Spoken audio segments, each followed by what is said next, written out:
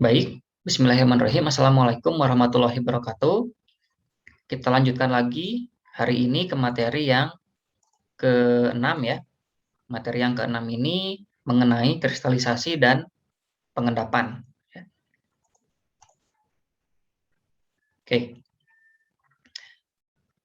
jadi kita akan bahas dulu pengendapan. Ya, jadi pengendapan ini merupakan metode pemisahan yang didasarkan pada perbedaan kelarutan suatu zat di dalam campuran gitu ya. Jadi nanti ada yang bisa larut dan ada yang tidak larut gitu ya. Yang larutnya kita pisahkan, nah yang tertinggal adalah yang tidak larut atau yang mengendap gitu ya. Makanya tadi disebut proses pemisahan dengan menggunakan metode pengendapan. Oke, jadi ini prinsipnya ya. Perbedaan kelarutan ya antara analit ya dengan zat-zat lain yang tidak diinginkan di dalam pelarut gitu ya. Jadi ada perbedaan pelarut ya antara analit dengan zat yang lain yang tidak diinginkan atau kita sebut dengan pengotor kemarin ya. Jadi antara analit dan pengotor ada perbedaan kelarutan. Nah, perbedaan kelarutan yang besar ya analit dapat dimurnikan dari zat lain gitu ya. Jadi diharapkan analitnya memiliki tingkat kelarutan yang lebih tinggi dibandingkan dengan pengotor gitu. Jadi harapannya analitnya larut terpisah sementara pengotornya yang tidak terlarut atau mengendap ini tertinggal. Nah, antara analit dan zat lain di dalam sebuah pelarut tertentu ya ada yang terlarut dan ada yang tidak. Zat yang tidak melarut selanjutnya akan mengendap ya. Jadi ada kalanya pada kondisi tertentu antara analit dan zat lain turut larut dalam pelarut, namun pada kondisi tertentu keduanya memiliki kelarutan yang berbeda. Ya oleh karena itu terdapat beberapa ragam teknik pengendapan ya. Tadi ya kalau memang keduanya ada tingkat kelarutan yang berbeda, itu mudah gitu ya. Ada yang terlarut, ada yang mengendap. Yang terlarut kita pisahkan, yang mengendap tertinggal gitu ya. Nah, bagaimana jika keduanya memiliki tingkat kelarutan yang perbedaannya kecil gitu ya, atau sama sekali tidak ada perbedaan? Salah satunya kita bisa mengubah kondisi lingkungan. Ya. Nah, ini beberapa teknik pengendapan atau pengubahan tadi ya, pengubahan kondisi lingkungan sehingga kita bisa memisahkan analit dan zat lain yang ingin kita pisahkan. Pertama, kita bisa mengatur pH ya. Kedua, kita bisa mengatur suhu atau temperatur. Ketiga ya kita bisa menambahkan reaksi sulfida. Ya, keempat kita bisa menambahkan reaksi organik atau anorganik. Ya, kelima bisa penambahan pelarut. Ya, terakhir bisa elektrodeposisi. Nah, kalau pengaturan pH dan temperatur, ya berarti ini adalah kondisi fisik secara fisika ya atau mekanik. Nah, kalau sudah masuk ke sini gitu ya, berarti sudah secara kimia karena ada beberapa zat yang ditambahkan ya ke dalam campuran tersebut. Oke, kita bahas satu persatu ya. Ini pengaturan secara menggunakan pH tadi ya, pengaturan pH. Yang pertama ini perbedaan kelarutan yang cukup besar. Ini contohnya hidroksida dengan hidroksida ya, basa dengan basa ya, oksida dengan oksida atau asam dengan asam ya. Nah, hidroksida logam ini kelarutan tinggi pada pH tinggi dan rendah ya. Jadi kelarutannya tinggi di pH tinggi maupun di pH rendah. Nah, pH optimum untuk pengendapan untuk tiap logam ini berbeda-beda. Ya, makanya larutannya dibuat suasana asam kuat relatif pekat atau bisa disanggah dengan yang pH menengah atau juga bisa disanggah dengan yang pH tinggi. Nah, ini contohnya ya. Contoh reaksinya HNO3 pekat panas ya yang bisa mengendapnya ini oksida-oksida ya. Ada Ta, Nb ya, ada Si, ada Sn ya, strontium ya atau ada Sb ya. Nah, yang tidak mengendapnya ini kebanyakan ion logam lain. Kemudian ada buffer amonium, amoniak ya atau NH4Cl ya, amonium klorida. Ini yang mengendapnya ada besi ya, ada kromium, ada aluminium. Nah, yang tidak mengendapnya ini logam-logam alkali dan alkali tanah ya, ada mangan, ada tembaga, ada seng ya, ada nikel, ada kobalt. Kemudian buffer amonium asetat ya, NH4OAC atau atau natrium hidroksida ya, Na2O2. Ini yang mengendapnya ada besi ya, ada kromium, ada aluminium ya, atau kebanyakan ion B positif. ya, atau logam-logam tanah jarang tadi ya. Kemudian yang tidak mengendapnya ini umumnya ion-ion positif ya, ada M2+, aluminium, kromium, ya, vanadium, ya, molibdenum. Ini yang tidak mengendap. Nah, ini kalau dengan pengaturan pH ya. Ini beberapa reaksi yang bisa dipilih ya untuk mengatur pH-nya tadi. Oke, kemudian pengaturan temperatur ya, bisa dipanaskan atau bisa didinginkan. Nah, kelarutan zat ini berbeda pada temperatur tertentu, ya digunakan temperatur saat terdapat perbedaan kelarutan yang besar ya antara analit dan zat-zat pengotor. Ini untuk temperatur, kemudian reaksi sulfida, ya jadi kebanyakan ion logam ini membentuk senyawa sulfida tidak larut. Nah, kecuali ion logam alkali dan alkali tanah, itu pasti larut ya. Nah, dikombinasikan dengan pengaturan pH sehingga lebih selektif, spesifik, dan sensitif. Nah, reaksinya bisa menggunakan H2S, ya, larutan anion sulfida dari hidrolisis senyawa tioasetamida. Nah, keuntungannya cukup selektif, spesifik, sensitif, dan variasi kation yang diendapkan cukup banyak. Itu kalau yang sulfida tadi ya, bisa dikombinasi ternyata ya. Jadi selain bisa digunakan satu persatu tadi ya, pengaturan pH, kemudian temperatur, ya reaksi sulfida, ternyata selain digunakan secara sendiri-sendiri gitu ya masing-masing, ternyata juga bisa dikombinasikan. Kemudian ini penambahan reaksi organik anorganik ya. Jadi logam ketika ditambahkan reaksi tertentu akan terbentuk endapan. Nah, reaksi organik contohnya adalah larutan fosfat, karbonat, oksalat ya, klorida dan sulfat. Sementara yang anorganik ini ada NaETA ya, natrium etilendiamin tetraasetat, NaOH ya atau natrium hidroksida, barium sulfat ya atau kalsium fosfat. Nah, variasi kation yang diendapkannya hanya sedikit gitu ya. Kekurangannya itu. Ya. Kalau yang sulfida, kalau yang organik ya, kalau yang sulfida tadi banyak ya. Kalau yang sulfida tadi banyak ya, cukup luas. Kalau yang pelarut organik ini cenderung lebih sedikit. Kemudian penambahan pelarut ya. Nah, penambahan pelarut organik. Ya, jadi penurunan konstanta dielektrik ini dari media ya. Jadi dengan menurunkan kelarutan analit dan menaikkan kelarutan zat lain. Tujuannya itu ya. Nah, perbedaan kelarutan analit dalam dua pelarut organik yang berbeda. Nah, larutan analit dalam pelarut 1 ditambahkan pelarut 2 yang dapat bercampur dengan pelarut 1 ya. Nah, yang dapat bercampur dengan pelarut 1, nah perubahan konstanta dielektrik pada medium ya. Oke.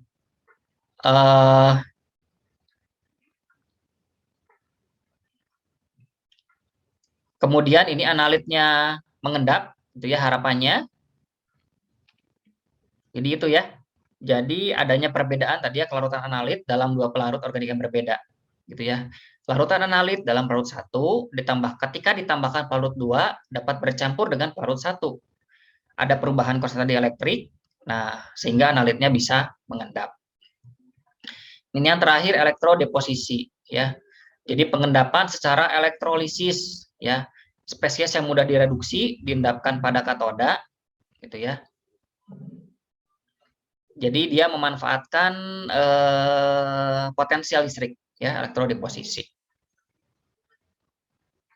Oke, nah ini contohnya recovery of heavy metals ya from metal industry waste waters ya by chemical precipitation and nanofiltration. Oke, jadi perolehan kembali logam berat ya dari air limbah industri logam secara pengendapan kimia dan nanofilter ya atau nanofiltrasi. Oke, jadi air limbah industri logam gitu ya mengandung logam berat ya konsentrasi tinggi ya paling banyak ada arsen ya kadmium, timbal, selenium ya besi dan seng dengan pH rendah di bawah 2. Nah, logam-logam berat tersebut ini masih berharga dan dapat digunakan kembali. Nah, ini percobaannya ya dibandingkan dua penanganan air limbah untuk mengoptimasi penggunaan kembali air ya dan perolehan kembali logam berat. Nah, yang digunakan adalah kombinasi ini ya ternyata ya, pengendapan dengan sulfida dikombinasi dengan filtrasi ya menggunakan teknik nanofilter ya. Jadi kalau kemarin masih ingat nanofilter untuk memisahkan logam-logam divalen ya, logam-logam berat berarti cocok metodenya ya. Nah, dibuat air limbah tiruan ya, ini ada seng sulfat 7 hidrat, selenium oksida, arsen oksida ya, kadmium sulfat, hidrat ya, timbal oksida.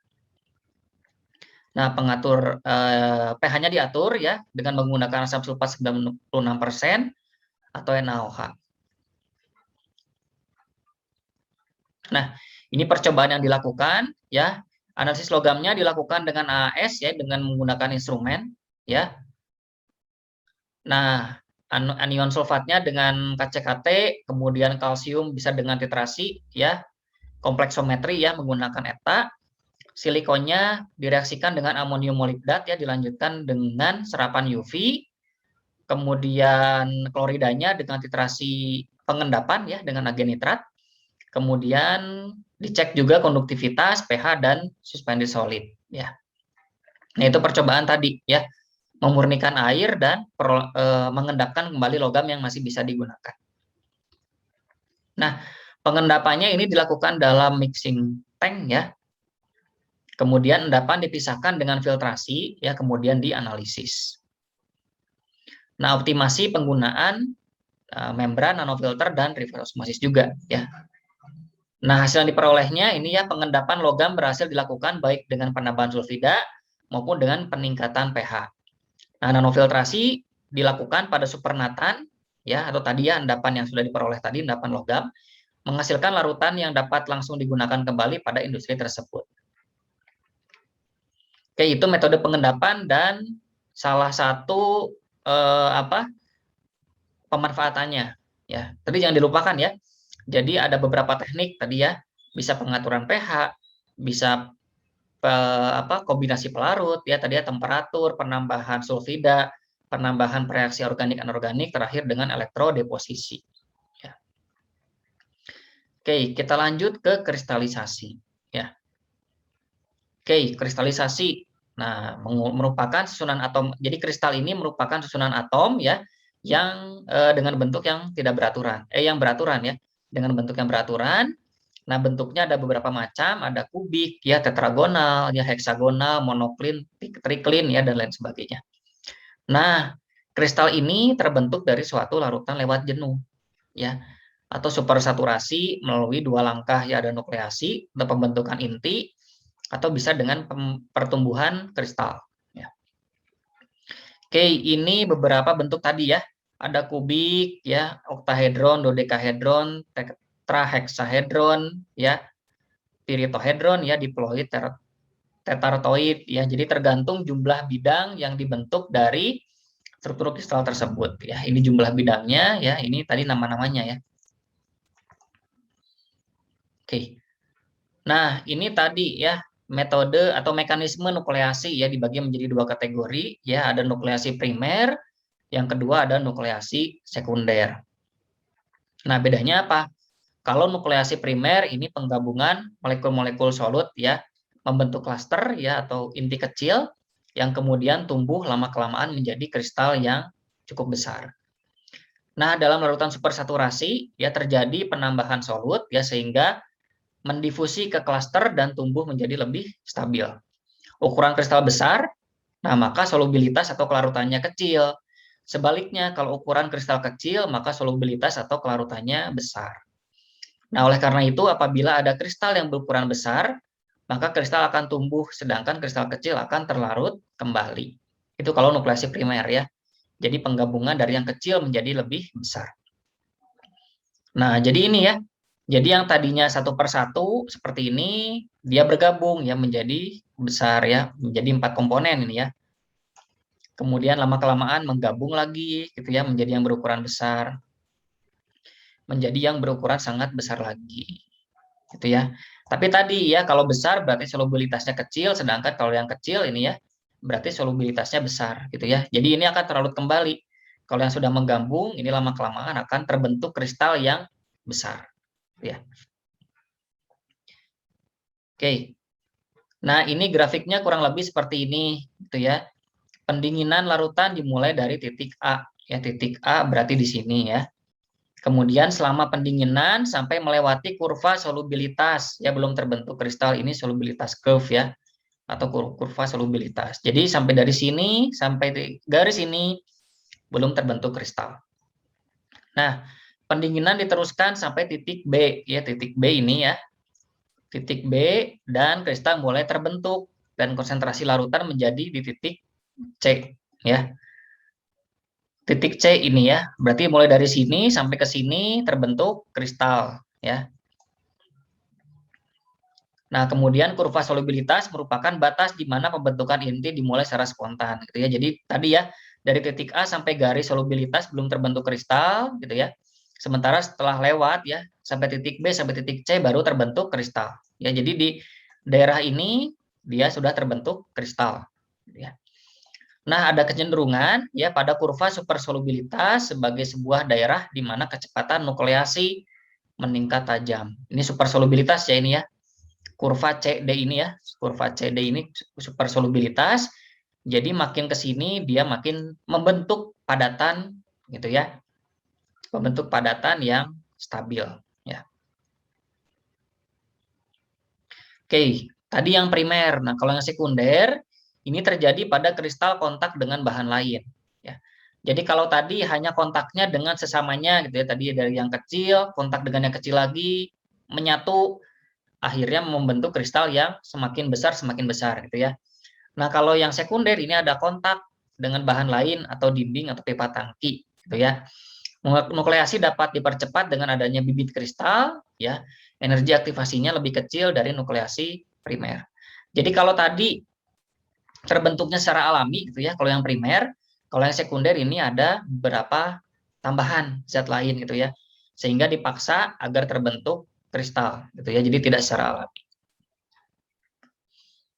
Nah, kemudian ada proses yang dinamakan rekristalisasi, ya, di mana proses di mana gitu ya zat terlarut dimurnikan dengan pengkristalan berturut-turut dari suatu pelarut. Ya, dasarnya adalah perbedaan pelarutan pada pelarut dan pada suhu tertentu. Ya. Nah, ini proses yang terjadi pada saat rekristal ya. Ada dari campuran ya, campuran kemudian dilarutkan, setelah dilarutkan dipanaskan, ya, kemudian setelah dipanaskan disaring, ya, sehingga terpisah yang terlarut dan yang tidak terlarut, ya. Setelah disaring didinginkan. Nah, setelah didinginkan kembali lagi menjadi kristal kembali, gitu ya. Kristal yang tentu saja sudah murni ya. Jadi kalau yang campuran ini masih ada pengotornya, analit dan pengotor. Kalau yang kristal ini mungkin hanya analit saja, itu ya bedanya. Oke, ini syarat ya agar proses rekristal ini terjadi ya. Pelarut yang baik ya untuk rekristal. Yang pertama memiliki daya larut yang tinggi ya pada suhu tinggi dan daya pelarut yang rendah pada suhu rendah. Kemudian yang kedua, menghasilkan kristal yang baik ya dari senyawa yang dimurnikan, kemudian dapat melarutkan senyawa lain, mempunyai titik didih relatif rendah yang mudah terpisah dengan kristal murni, dan terakhir pelarut tidak bereaksi dengan senyawa yang akan dimurnikan.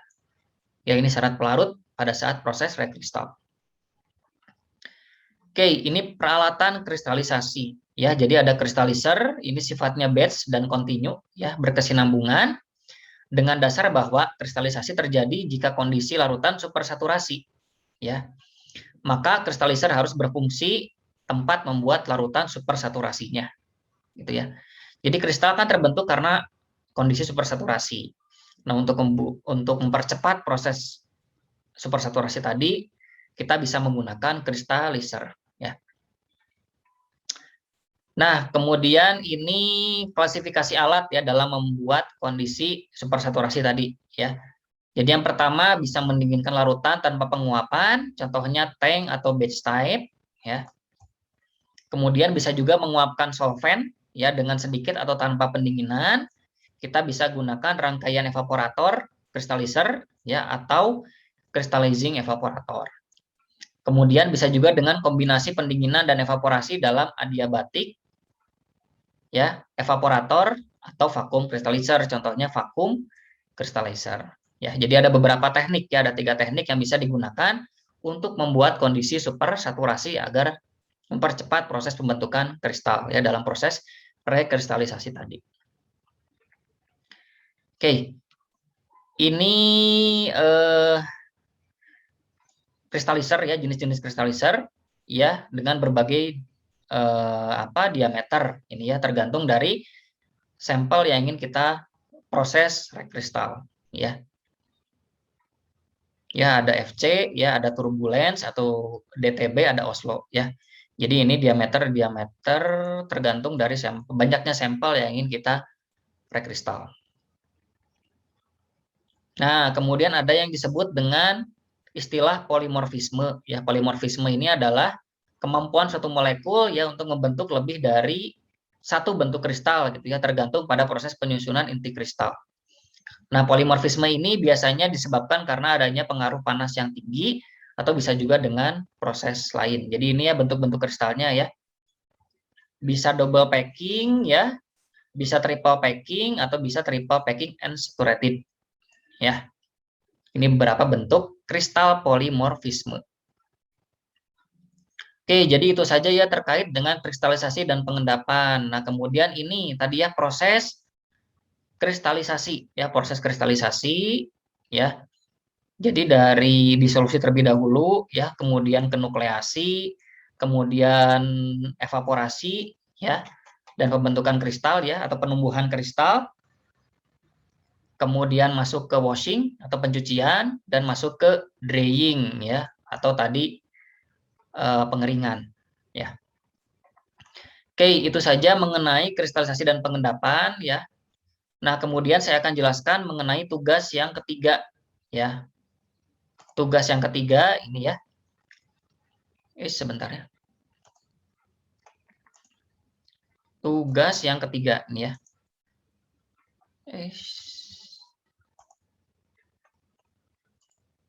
Sebentar.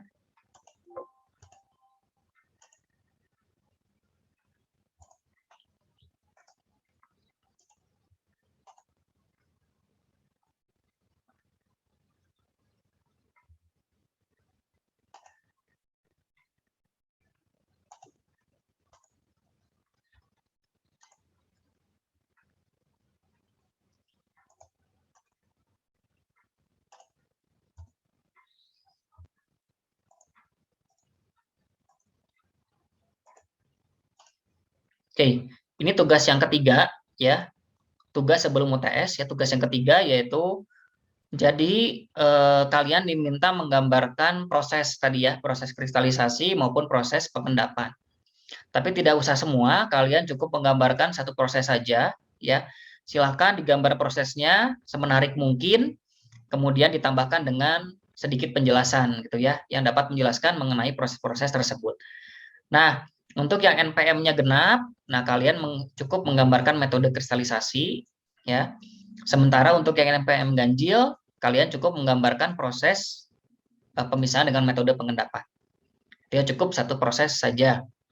Ya, ini untuk dikumpulkan di minggu depan di pertemuan terakhir sebelum UTS ya, pertemuan ke-7.